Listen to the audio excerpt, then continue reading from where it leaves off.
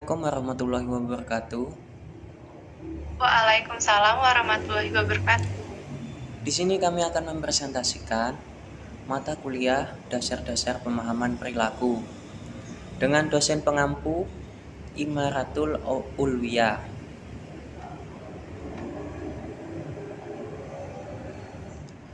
Nama anggota kelompok kami yang pertama ada Lusita Angginabila, lalu yang kedua saya sendiri Yogiswara Cahyo Chandraseta.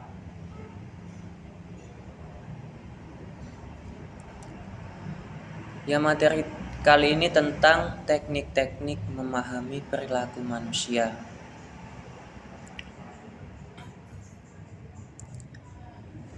Definisi dari perilaku. Yang pertama ada Skinner, seorang ahli psikologi mengatakan bahwa perilaku merupakan respon atau reaksi seseorang terhadap stimulus dari luar. Lalu yang kedua, menurut Kamus Besar Bahasa Indonesia atau KBBI, perilaku merupakan suatu tanggapan ataupun reaksi dari setiap individu terhadap suatu rangsangan atau lingkungan. Jadi, perilaku merupakan suatu tanggapan atau reaksi dari setiap individu terhadap suatu rangsangan atau lingkungan. Selanjutnya akan dibacakan oleh Mbak Lusita Angginabila. Selanjutnya yaitu memahami perilaku manusia dari model DISC. Nah, model DISC ini ditemukan oleh seorang psikolog Universitas Harvard yang bernama Dr. William Moulton Marston pada tahun 1920. Beliau menemukan 4 model untuk memahami perilaku manusia. Yang pertama yaitu dominan. Dominan itu orang-orang dengan tipe ini itu merupakan orang yang ramah, tegas, cepat mengambil keputusan, suka memimpin, suka tantangan, dan mereka berfokus pada hasil. Untuk tipe ini, kita harus menggunakan kata-kata yang langsung pada inti pembicaraan. Karena orang-orang seperti ini tuh tidak suka bertele-tele. Yang kedua, yaitu inspiring. Orang-orang dengan tipe ini merupakan orang-orang yang ramah. Mereka suka menginspirasi dan mempengaruhi orang lain. Mereka suka dengan popularitas. Mereka juga merupakan orang-orang yang ekspresif dalam pergaulan.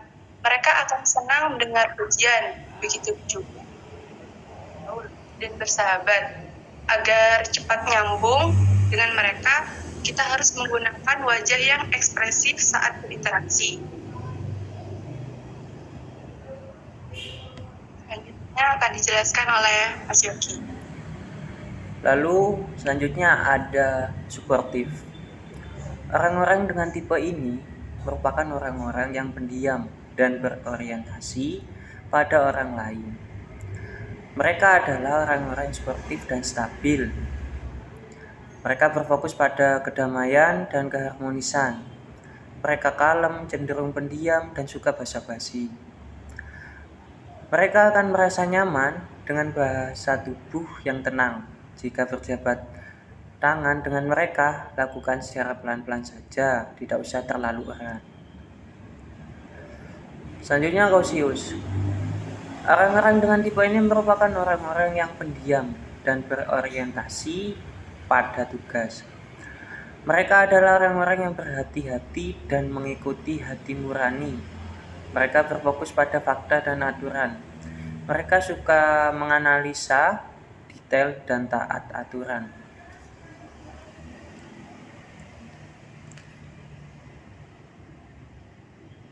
Selanjutnya akan dibacakan oleh Mbak Lusita Angginabila. Nah, yang selanjutnya yaitu cara memahami orang menurut psikologi. Dari sisi psikologi, cara memahami orang itu ada banyak dan semuanya bisa dipelajari serta diaplikasikan. Ada beberapa ya macamnya, yaitu yang pertama memperhatikan gerak tubuhnya. Gerak tubuh tidak akan pernah berbohong. Kalaupun berbohong, yang harus diketahui adalah gerak tubuh akan bekerja dengan ekstra untuk menutupi kebohongan mereka. Mereka yang bekerja dengan lambat tentu akan memiliki gerakan yang lembut. Kan tidak mungkin kerjanya lambat, namun gerakannya cepat. Yang kedua yaitu ada bagaimana mereka berbicara. Nah, bicara merupakan salah satu takaran seseorang dengan kondisi yang baik, tidak baik, sedang dalam tekanan, berpengalaman, dan sebagainya. Bagaimana mereka berbicara akan membantu dalam memahami orang lain, meskipun tidak 100%. Yang harus dipahami, manusia memang memiliki lidah yang tidak bertulang, namun lebih tajam daripada pisau. Ketiga, yaitu lemparkan sebuah isu atau masalah. Nah, masalah bisa menjadi cara seseorang untuk menilai orang lain. Masalah menekan banyak hal termasuk pikiran seseorang. Seberapa jernih dan bagaimana mereka menanggapi sebuah masalah bisa jadi bantuan besar untuk memahami orang tersebut. Yang selanjutnya yaitu ajak bercanda. Nah, sebuah candaan itu terkadang menjadi masalah jika tidak dalam level yang sama. Maksudnya tuh setiap orang memiliki pandangan yang berbeda. Kita bisa memilih orang dari bercandanya. Ada yang kaku, sehingga suka candaan. Ada yang senang mengobrol dan bercanda dengan sikapnya yang cuek dan membawa segala hal menjadi satu yang biasa saja. Selanjutnya akan dijelaskan oleh Mas Yogi. Lalu selanjutnya yaitu kenali hal yang disuka dan tidak disuka. Meskipun ini masalah selera, namun mengetahui apa yang mereka suka dan tidak suka bisa jadi cara tepat untuk memahami orang lain. Ada yang senang keindahan, kerapian, dan segala hal yang teratur membuat kita tahu bahwa karakter orang tersebut adalah rapi dan juga sesuai dengan planning atau rencana.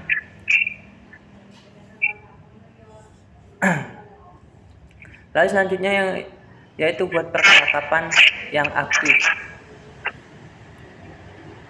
Percakapan yang aktif mampu mengundang jati diri yang sebenarnya untuk muncul. Selanjutnya, jangan batasi benar dan salah. Terkadang Anda tidak bisa memahami orang lain akibat prinsip yang Anda gunakan dalam hidup diterapkan pada orang lain. Saat Anda mencoba memahami orang lain, maka sisihkan batasan benar dan salah. Bukan menghapus, melainkan menggeser sedikit batasan. Agar Anda bisa melihat batas toleransi yang pasangan atau lawan Anda buat. Lalu yang terakhir yaitu dengarkan cerita mereka.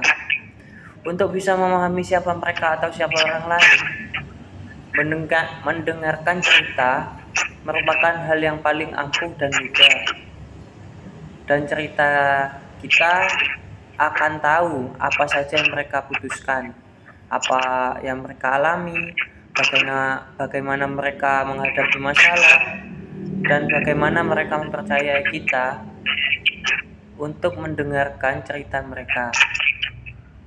Semua bisa menjadi sebuah kesimpulan untuk memahami karakter seseorang.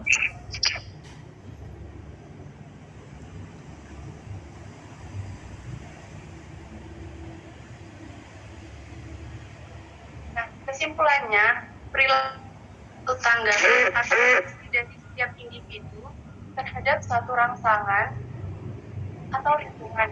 Sebagai manusia, kita perlu memahami orang lain agar dapat beradaptasi dan berkomunikasi dengan benar. Hal ini juga berlaku bagi seorang konselor untuk lanjut. Ada teknik-teknik memahami perilaku manusia dengan memahami yaitu dominan, inspiring, sportif, dan konflik.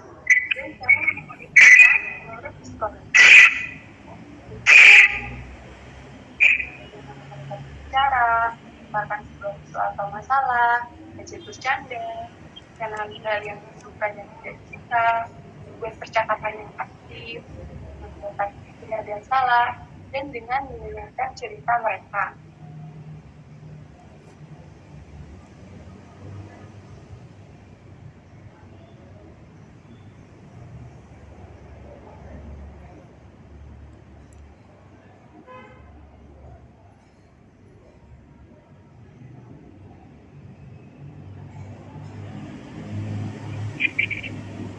Ya, mungkin sekian